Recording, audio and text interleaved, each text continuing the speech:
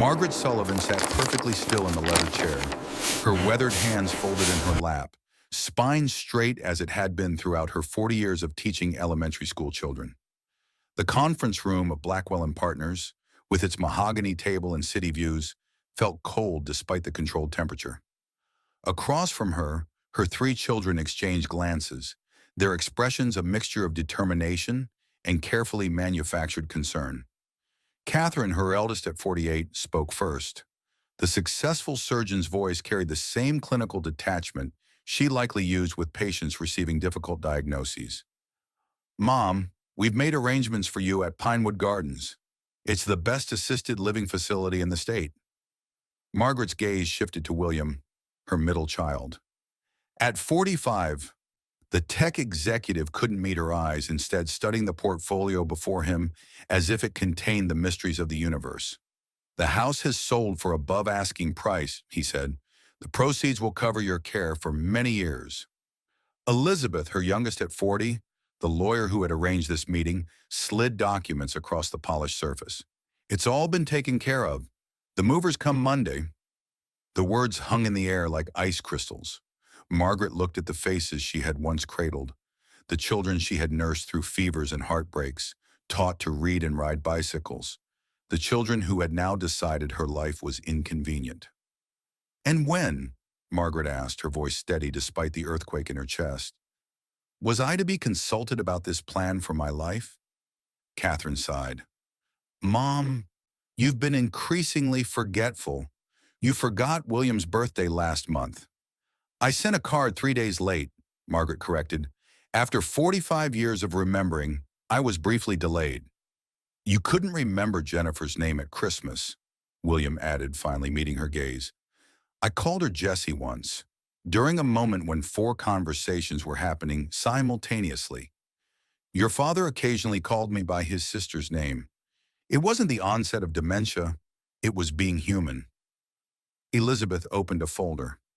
"These are the healthcare proxy and power of attorney documents you signed last year during your hospitalization.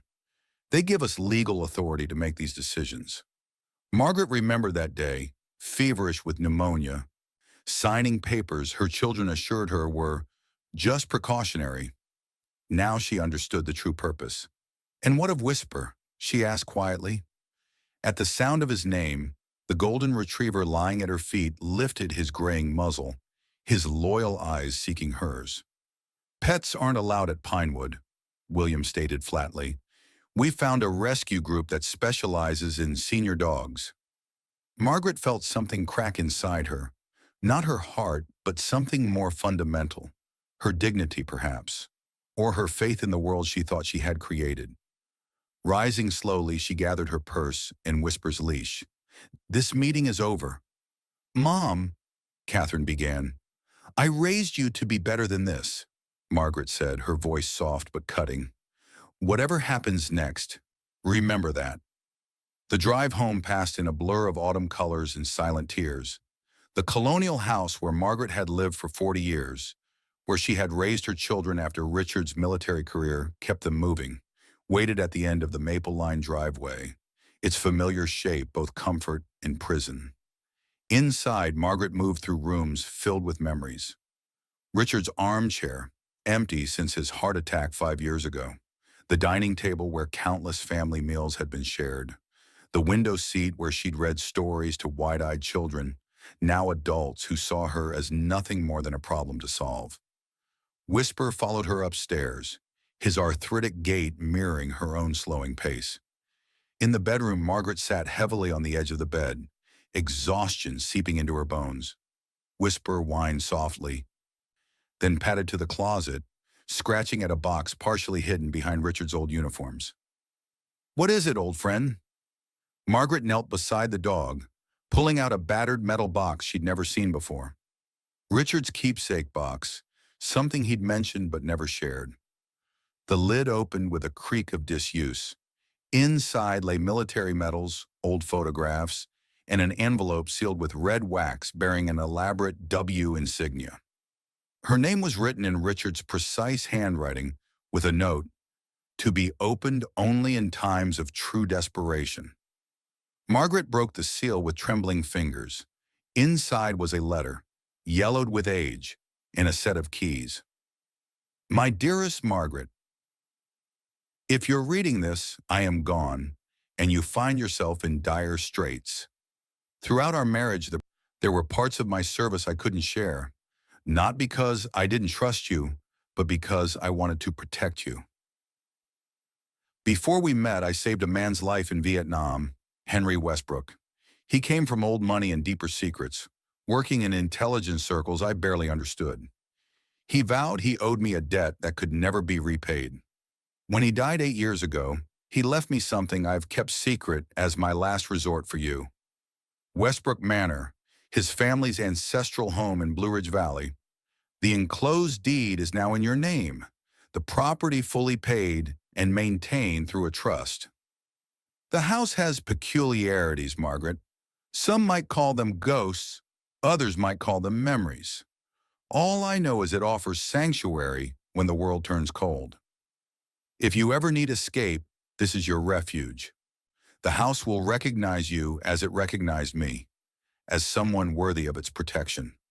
With eternal love, Richard.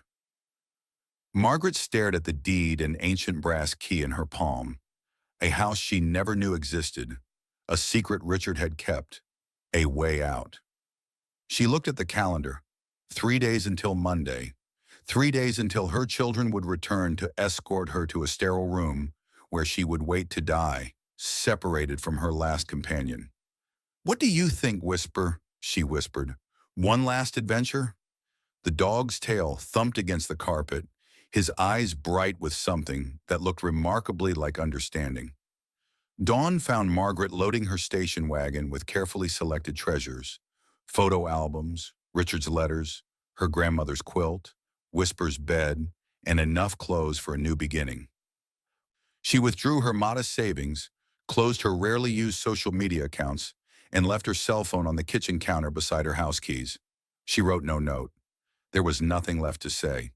The GPS showed Westbrook Manor as a 7-hour drive into the mountains. As Margaret guided the car onto the highway, the rising sun painted the autumn trees in gold and crimson. For the first time in months, she felt something like hope fluttering beneath her ribs. The journey grew more challenging as paved highways gave way to winding mountain roads. By early afternoon, fat snowflakes began falling, unusual for October. The GPS signal wavered and died as they climbed higher into the remote terrain. It seems we're on our own now, Margaret told Whisper, unfolding the paper map that had accompanied Richard's letter. The snowfall intensified as dusk approached, transforming the forest road into a treacherous ribbon of white. Margaret's knuckles whitened on the steering wheel, doubt creeping in. Had she made a terrible mistake, driving into wilderness at her age? Would her children find her body in a snowbank, vindicating their decision? Suddenly, Whisper barked sharply, lunging toward the passenger window.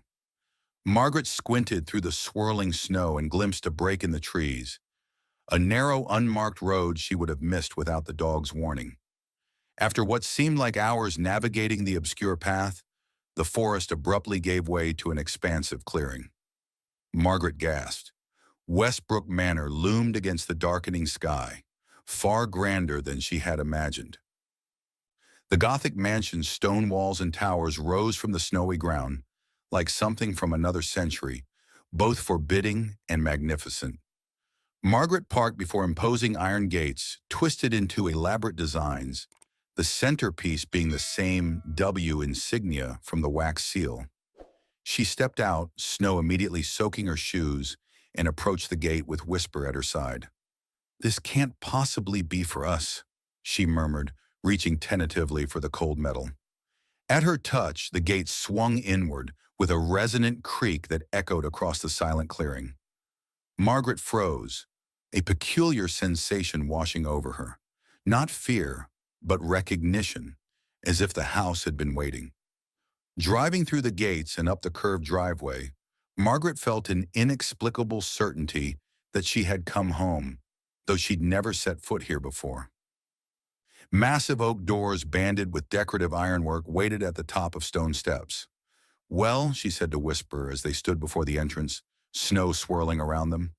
Shall we see what Richard and his mysterious friend have left for us? She lifted the brass knocker shaped like a lion's head, letting it fall against the ancient wood. The sound resonated through the structure like a heartbeat awakening. When Margaret pushed the door open, darkness greeted her. The beam of her flashlight cut through layers of dust and shadow, revealing a grand entrance hall with a sweeping staircase, cobwebs draped from a crystal chandelier overhead. Yet something was odd. Though clearly long unoccupied, the air inside wasn't as bitter as the howling storm outside. And there was a scent, faint but unmistakable. "Do you smell that?" she asked Whisper, who had trotted ahead confidently, nails clicking against marble floors. Following the dog through an archway into what appeared to be a great room, Margaret gasped. There, in a massive stone fireplace, glowed the dying embers of what must have been a recent fire. Beside the hearth sat a neatly stacked pile of freshly split oak. Someone had been here, recently. As Margaret stared at the embers, they seemed to brighten slightly, as if welcoming her arrival. Outside, the snowstorm intensified, sealing her into this strange new world she had entered. A world where houses remembered and fires awaited those who had nowhere else to go. Margaret woke gasping for breath, her chest tight and burning. Darkness pressed around her, disorienting her until she remembered the mansion, her escape, the strange embers in the fireplace. She fumbled for her inhaler on the bedside table, but her fingers found only dust. Her breathing grew more labored, panic rising. The portable oxygen tank was still in the car, and her emergency inhaler in her purse downstairs. She struggled to sit up in the ancient bed where she collapsed exhausted the night before, after bringing in only essential belongings. Suddenly, Whisper was at her side, barking insistently, tugging at her sleeve. When Margaret failed to respond quickly enough, he ran to the bedroom door, looking back with unnerving intelligence. "I'm coming," she wheezed, forcing herself to stand. The old dog led her not downstairs toward her purse as expected, but down a corridor she hadn't explored, to a panel in the wood paneling that looked like all the others. Whisper scratched at it urgently. Leaning against the wall for support, Margaret's fingers found a slight indentation. The panel clicked and swung inward, revealing a narrow staircase descending into darkness. "How did you know?" she gasped, but Whisper was already hurrying down the steps. With no choice but to follow, Margaret descended carefully, her breathing growing more desperate. At the bottom, her flashlight revealed not the cellar she expected, but what appeared to be a bunker of sorts. Metal shelving lined the walls stocked with supplies, canned food, bottled water, first aid kits, blankets, and incredibly, medical equipment. A cabinet near the back held various medications, all military grade, and most still within their expiration dates. Among them, Margaret found an asthma inhaler and a small oxygen tank with a mask. Her hands shaking, she administered the medication, the relief almost immediate as her airways began to open. As her breathing stabilized, bewilderment took hold. How had Whisper known exactly where to find what she needed? How had she herself known how to use the oxygen equipment without instruction? It was as if some part of her had been here before, had memorized these walls and their secrets. When strength returned, Margaret explored the basement further, discovering it was far more than a storage area. One section held what appeared to be communications equipment from various eras. Another contained weapons, meticulously maintained under protective coverings. A metal filing cabinet stood against the far wall, its drawers labeled by year from the 1960s through the early 2000s. "What were you involved in?" "Henry Westbrook," Margaret murmured, running her fingers along the cold metal. Upstairs in the gray light of morning, Margaret began a more thorough exploration of her new home. The mansion was enormous, with dozens of rooms spreading across 3 floors and multiple wings. Many areas showed signs of water damage and neglect, but strangely, certain rooms remained in remarkable condition. The great room with its massive fireplace, the master bedroom where she'd spent the night, and a magnificent library she discovered behind heavy double doors. Unlike the empty bookshelves in some rooms, these were filled with volumes ranging from leather-bound classics to modern works, the newest dating to the early 2010s. Someone had maintained this collection, protecting it from the dampness that had affected other parts of the house. At a desk by the window, Margaret found art supplies, pencils, charcoal, watercolors, all neatly arranged and in good condition. Beside them lay a sketchbook open to a half-finished drawing of the mansion in winter. The kitchen proved to be enormous, clearly designed for staff rather than a single cook. Ancient copper pots hung from ceiling racks, and a massive iron stove dominated one wall. The adjacent pantry held shelves stocked with canned goods and preserves, their labels faded but still readable. As days passed, Margaret established a routine. Mornings were spent making basic repairs, sweeping away cobwebs, washing grimy windows, coaxing the ancient plumbing to life. Afternoons found her in the library, reading from the collection or attempting simple sketches with the art supplies. She discovered a music room containing a grand piano, its lid closed as if awaiting a performer's return. Though Margaret had never played, she was drawn to it, occasionally lifting the lid to touch the ivory keys gently before closing it again. The nights were the strangest. As Margaret settled into sleep, she would sometimes hear faint notes from that very piano floating through the halls. The first time, she had investigated, flashlight in hand, heart pounding. The music room had been empty, the piano closed. Yet when she touched it, the wood had been warm. On her fifth night, Margaret woke to find a music box on her nightstand that hadn't been there when she went to sleep. Inside, a tiny ballerina twirled to a melody she recognized as the one she'd heard in the night. Tucked beside it was a faded photograph. Richard in his army uniform standing beside another young soldier, presumably Henry Westbrook. Both men posed with German shepherds that looked remarkably like Whisper, down to the star-shaped patch of golden fur on the chest. "This is impossible," Margaret whispered to the empty room. "This dog would be over 60 years old." Yet the resemblance was undeniable, as was the growing sense that Westbrook Manor was far more than a building of stone and wood. It seemed to breathe with memories and secrets, revealing them slowly as if testing her worthiness. On a particularly bitter evening, when a snowstorm had raged for 3 days straight, Margaret sat before the great room fireplace, a blanket wrapped around her shoulders, Whisper dozing at her feet. The isolation was beginning to wear on her. Though she had no regrets about leaving, she wondered if she would spend the rest of her days in this beautiful, haunted solitude. Suddenly, Whisper's head snapped up, ears alert. A low growl rumbled in his chest as he rose stiffly to his feet. "What is it, boy?" Margaret asked, reaching for the poker beside the fireplace. Her only weapon if an animal had somehow gotten in. The dog trotted to the entrance hall, not with aggression, but purpose. Moments later, Margaret heard it, a faint knocking at the front door. Heartbeat quickening, she followed Whisper. Who could possibly be at her door in this remote location during a blizzard? Had her children somehow tracked her down? Steeling herself, Margaret opened the door a crack, peering out into the swirling snow.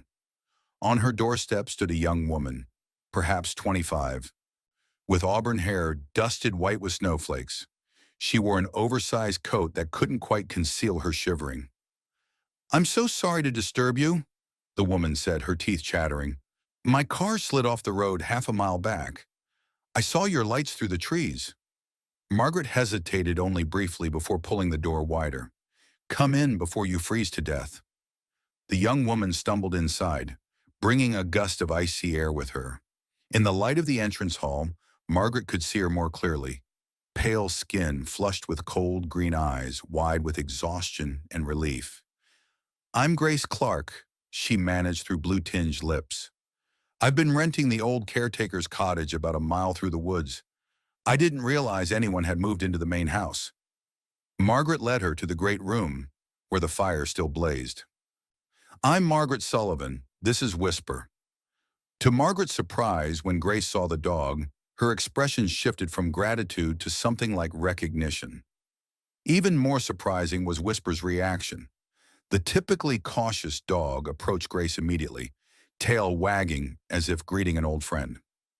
"You know Helen and Joseph's dog?" Grace asked, kneeling to ruffle Whisper's fur with familiar affection.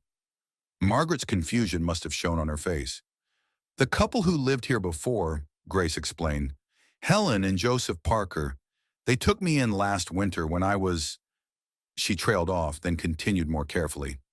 "When I needed somewhere to stay, they let me use the caretaker's cottage in exchange for helping around the property. Helen was teaching me to paint." "I don't understand," Margaret said slowly. "This house belonged to Henry Westbrook, then to my late husband Richard. I only arrived a week ago." Grace looked equally confused. "Helen was a Westbrook by birth. She and Joseph lived here for the past 3 years. They died in a car accident about 3 months ago, during the first autumn storm." The implications were dizzying. If Helen and Joseph had died 3 months ago, that meant they'd been living here when Richard passed away 5 years earlier. Had Richard known about them? Had they known about him? And more pressingly, who had left the embers burning in the fireplace the day Margaret arrived? As if reading her thoughts, Grace said softly, "This house has always been different. Helen told me it was built to protect people who deserve protection, that it chooses who finds it." Under normal circumstances, Margaret might have dismissed such talk as youthful fancy, but after a week of mysteriously appearing music boxes, phantom piano music, and a dog who seemed to know the mansion's secrets better than she did, nothing seemed too impossible to consider. "You're welcome to stay until the storm passes," Margaret offered. "It's not as if I'm short on space." Later that night, after showing Grace to one of the many bedrooms, Margaret returned to the library. Something Grace had said nagged at her, about Helen being a Westbrook by birth. She began examining the bookshelves more carefully, looking for anything that might reveal the house's history or its connection to her husband. Near midnight, her fingers found a small lever disguised as decorative molding. When she pulled it, a section of bookcase swung silently inward, revealing a hidden room. Unlike the dust-covered mansion, this small space was immaculate, a lady's sitting room with delicate furniture and lace curtains. A writing desk stood by the window, its surface covered with letters arranged in neat stacks, some yellowed with age, others on modern stationery. Margaret gently lifted one of the older envelopes. The letter inside was dated June 15th, 1965, addressed to "My dearest Helen," and signed "Forever yours, Joseph." As Margaret read more letters, a love story unfolded before her. Helen Westbrook and Joseph Parker had fallen in love as teenagers in the 1960s, but their families were business rivals with connections to government intelligence operations. Forbidden to marry, they maintained a secret correspondence for decades, meeting rarely but never losing their connection. The most recent letter, dated just 7 months ago, spoke of their joy at finally being together openly in their twilight years, and their plans to restore the mansion to its former glory. "We've waited 50 years to be together in the home that should have been ours from the beginning," Joseph had written. "Now that your family's objections and my obligations are behind us, we can finally make Westbrook Manor a true sanctuary again." Tears blurred Margaret's vision as she carefully returned the letters to their places. Helen and Joseph had found their way back to each other in their 70s, only to have their hard-won happiness cut tragically short. Just as she was about to leave the hidden room, Margaret noticed a small journal on the desk. Opening it revealed Helen's elegant handwriting. The final entry, dated 3 days before her death, read, "The house has been restless lately. Joseph says I'm imagining things, but after all these years, I know its moods. It's waiting for someone. The guardians have been alert too. Sentinel has been pacing the halls at night, checking the gates repeatedly. Joseph laughs and says he's just an old dog, but I know better. The Westbrook guardians have always known what's coming before the rest of us. I only hope whoever the house is waiting for finds peace here, As we finally have. Below the text was a sketch of a dog that could have been Whisper's twin, standing vigilant at the mansion's gates. Margaret closed the journal, her mind reeling. How could Sentinel, presumably the dog in the photograph with Richard and Henry, possibly be Whisper? The timelines made no sense. Unless she remembered Richard's words in his letter. The house has peculiarities, Margaret. Some might call them ghosts, others might call them memories. What if Whisper wasn't just remarkably similar to the dogs in those old photographs? What if he was somehow the same entity, reappearing when needed, guiding those the house had chosen to protect? As Margaret made her way back to her bedroom, a strange peace settled over her. Whatever mysteries Westbrook Manor held, it had offered her sanctuary when she needed it most. And now, with Grace's unexpected arrival, perhaps it was offering her something equally precious: companionship. That night, as she drifted to sleep, the distant notes of the piano seemed less melancholy than before, almost hopeful in their delicate melody. And for the first time since Richard's death, Margaret dreamed not of loss, but of possibility. The weeks following Grace's arrival transformed Westbrook Manor. What had been Margaret's solitary refuge became a shared sanctuary, filled with quiet conversation and purposeful activity. Grace proved to be not just company, but a genuine help. Her youth and strength complemented Margaret's experience and patience. Together they tackled the mansion's most pressing needs: sealing leaky windows, clearing blocked chimneys, restoring water-damaged floors. Margaret discovered that Grace was a talented artist who had abandoned pre-med studies against her parents' wishes to pursue painting. The rift had left her essentially homeless until Helen and Joseph had taken her in. They understood what it meant to choose your own path, regardless of family expectations. Grace explained one evening as they sorted through art supplies found in various rooms. Helen said Westbrook Manor had always sheltered those who needed to begin again. In turn, Margaret shared stories of her teaching career, her marriage to Richard, and the betrayal by her children that had driven her to the mansion. She found herself able to speak of these wounds without the searing pain that had accompanied them before. "The house is healing you," Grace observed, mixing paint for the portrait of the mansion she'd begun. "Helen said it does that, takes the coldness out of old hurts." Though Margaret would normally have dismissed such fanciful notions, she couldn't deny the truth in Grace's words.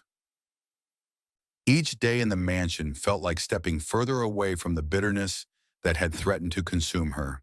They established traditions: morning coffee in the kitchen while planning the day's projects, afternoons in the conservatory Margaret had discovered beneath years of overgrowth, evenings reading aloud in the library or attempting duets on the piano that no longer played mysterious melodies in the night. Whisper divided his attention between them, though he seemed especially vigilant with Margaret, rarely leaving her side when she experienced occasional chest pain, a concern she minimized but which worried her more than she admitted to Grace. One stormy afternoon, as they sorted through photographs found in the attic, Whisper suddenly stiffened, ears forward. He trotted to the library window, a low growl building in his chest. Margaret joined him, peering through rain-streaked glass. In the distance, headlights cut through the gloom as a vehicle navigated the long driveway toward the mansion. "Are you expecting someone?" Grace asked, setting aside a dusty album. Margaret's throat tightened. "No, but I recognize that car." The black SUV coming to a stop before the mansion belonged to William, and where her middle child went, Catherine and Elizabeth were certain to follow. "It's my children," Margaret said, her voice steady despite the tremor in her hands. "They found me."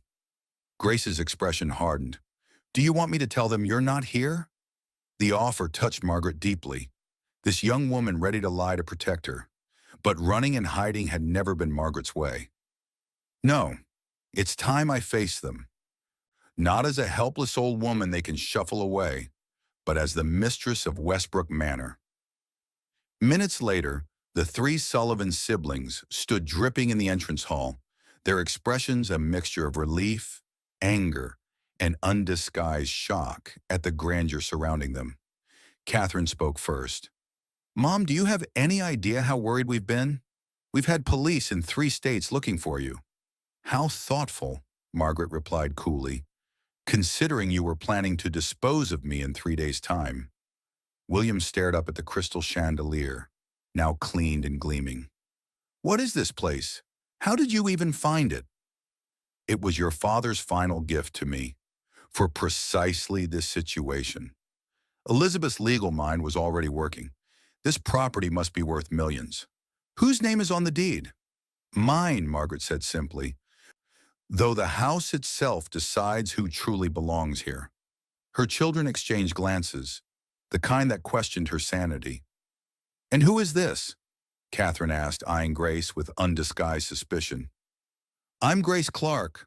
I've been helping Mrs. Sullivan restore the mansion. How convenient, William muttered.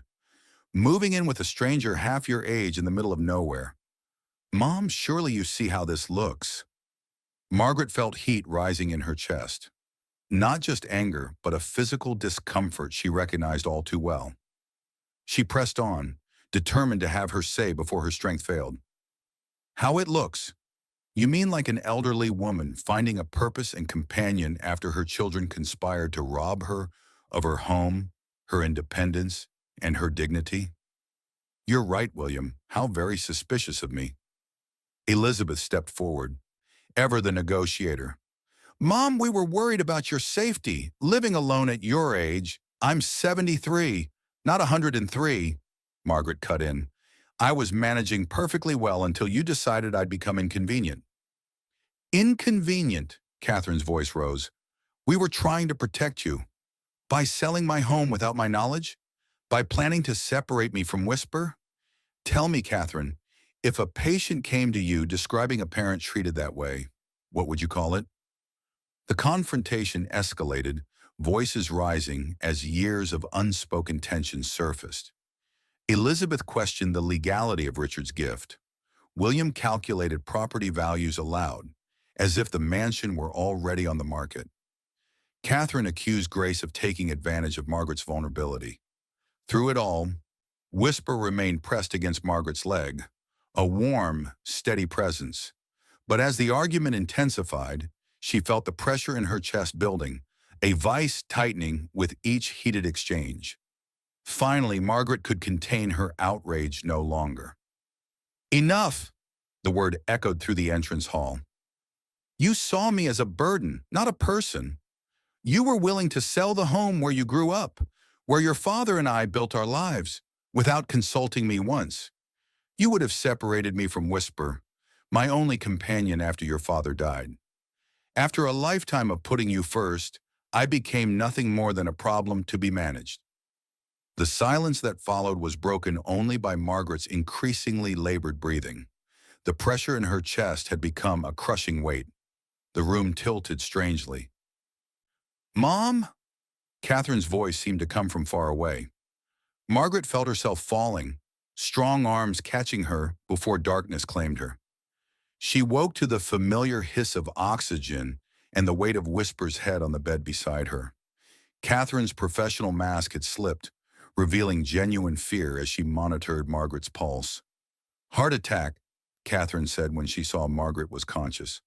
Mild, thankfully, but you need a hospital. The storm has the roads blocked. We've called for emergency airlift, but it will be hours before they can reach us. Margaret nodded weakly, not surprised. She had been ignoring warning signs for weeks, attributing chest pain to stress or age. Grace knows where the medical supplies are, she whispered. William appeared in the doorway, his face ashen. We found the oxygen and medication. How did you know they were there? Whisper showed me, Margaret replied, too exhausted for anything but the truth, however implausible. Through the long night, as wind lashed the mansion and Margaret drifted between consciousness and sleep, her children maintained vigil.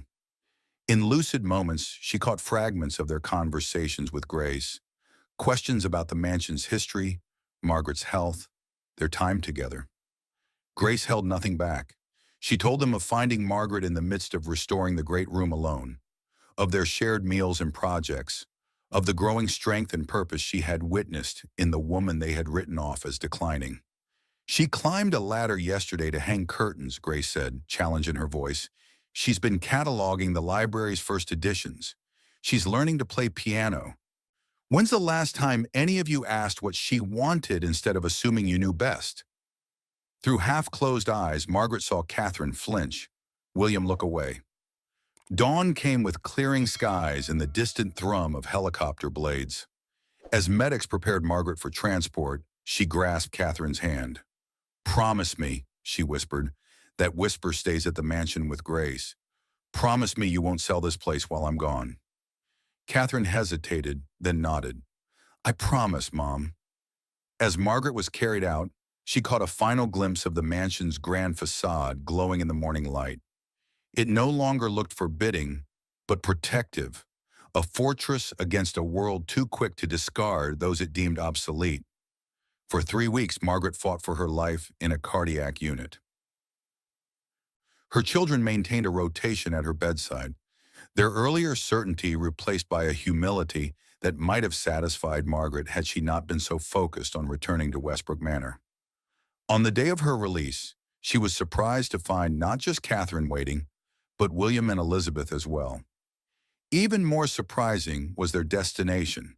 Not Pinewood Gardens, not her old house, now sold, but back to the mansion. "We've been talking," Catherine said as they drove through the mountain passes, now clear of snow, "about how we handled things, about what we almost lost." "We were wrong," William admitted, the words clearly difficult for him. "We thought we were protecting you, but we were really protecting ourselves from having to think about you differently." Elizabeth reached from the back seat to squeeze Margaret's shoulder. "The house is yours, Mom. We've made sure the deed is ironclad, and we'd like to help with the restoration, if you'll let us." Margaret studied their faces, searching for insincerity and finding none. "What changed your minds?" "Seeing you there," Catherine said simply. "Seeing what you created in just a few weeks. Grace showed us your sketches for the conservatory restoration, the organizational system you developed for the library. You weren't just existing, you were thriving." As they crested the final hill, Westbrook Manor came into view, its windows gleaming in the afternoon sun. Grace and Whisper waited on the front steps, the young woman waving enthusiastically. Inside, Margaret found transformation. The entrance hall had been thoroughly cleaned, missing balusters on the grand staircase replaced. The great room's woodwork gleamed with polish, and fresh flowers brightened tables once covered in dust. "We've been busy," Grace explained, leading Margaret to the conservatory. The once abandoned garden room now bloomed with life. Dead plants cleared away, broken glass replaced, seedlings sprouting in neat rows. On an easel near the fountain stood Margaret's half-finished watercolor of the mansion in spring, continued by Grace's skilled hand, but left incomplete. "I thought we could finish it together," Grace said. For the next month, a new routine emerged. Margaret's children visited on weekends, bringing supplies, expertise, and growing respect for their mother's vision for the mansion. Catherine used medical connections to ensure Margaret received proper cardiac care. William applied his technical knowledge to updating the mansion's ancient wiring. Elizabeth researched the historical significance of the property, securing grants for preservation. Yet despite these healing steps, Margaret felt an unspoken weight. Her heart was physically stronger thanks to medication and rest, but she sensed her time was limited. Some nights she woke to find Whisper watching her with ancient eyes that seemed to know too much. One evening, as she and Grace worked in the library cataloging books, Margaret broached the subject that had lingered since her return. "The house chose you too," she said without preamble. "That's why you found the caretaker's cottage last year." Grace looked up from her notes. Helen said something similar, that the house had guided her and Joseph back together after 50 years apart, that it had sent Sentinel, their dog, to find me when I was lost in the woods after running away from home.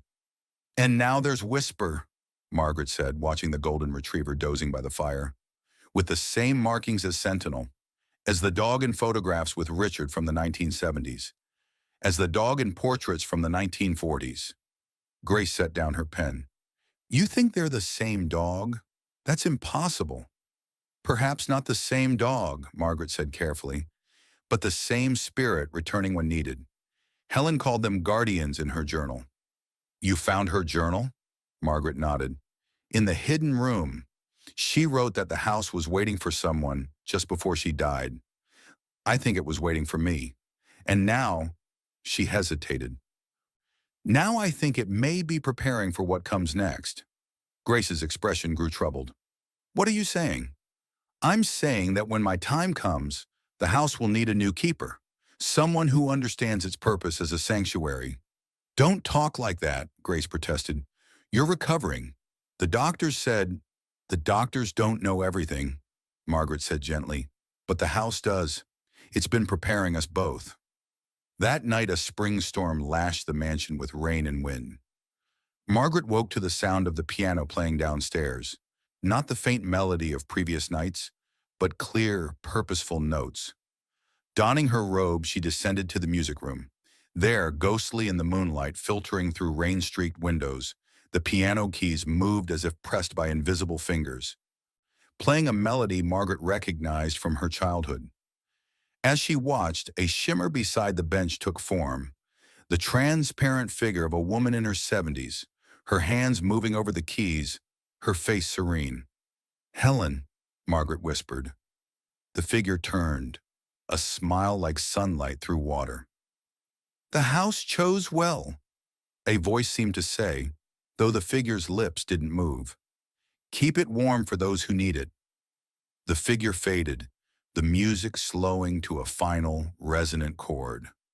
Margaret stood motionless, tears streaming down her face, not tears of fear, but of understanding.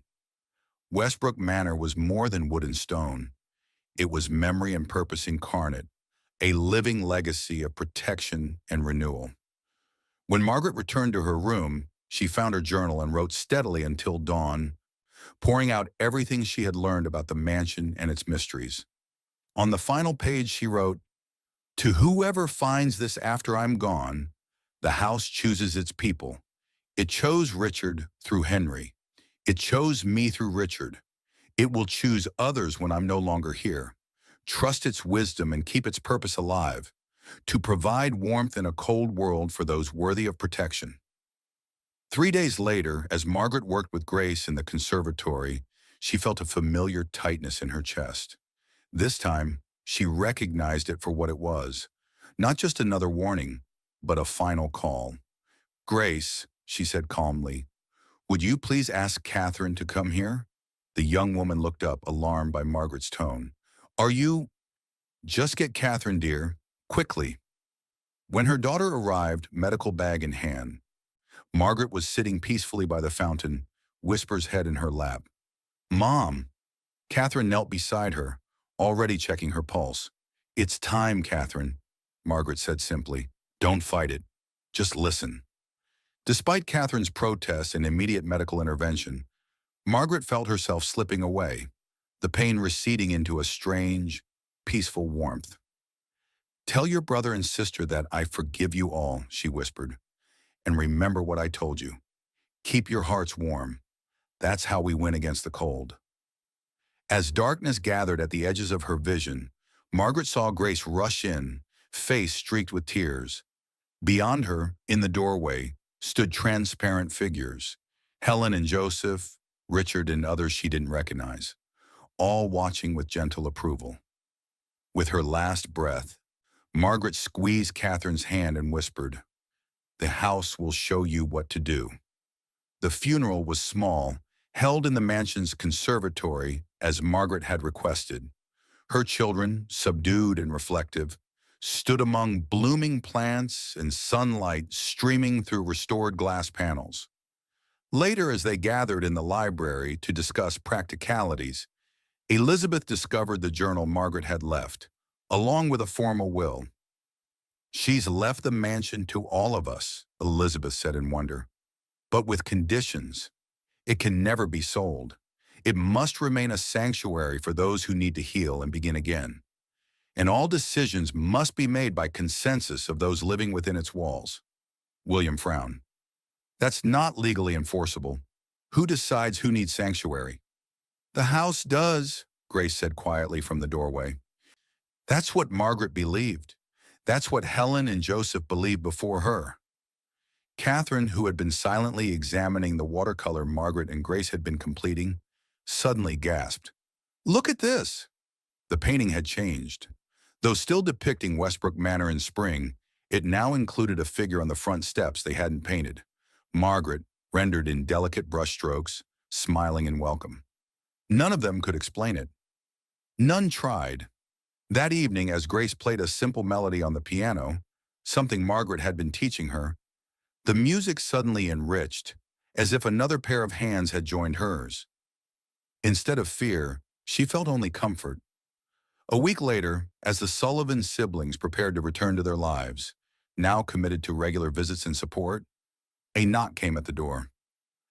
Grace answered to find an elderly couple, travel-worn and anxious. "We're sorry to intrude," the woman said hesitantly, "but our son has sold our home. We have nowhere to go, and somehow we felt drawn here." Behind them, a car was packed with hastily gathered belongings.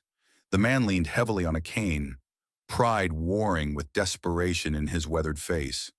Before Grace could respond, Whisper appeared beside her, tail wagging in greeting, and she knew. "Please come in," Grace said, opening the door wider. "Westbrook Manor has been expecting you." As the couple stepped across the threshold, Grace felt a warm presence beside her, invisible but undeniable. She could almost hear Margaret's voice. "Keep it warm for those who need it."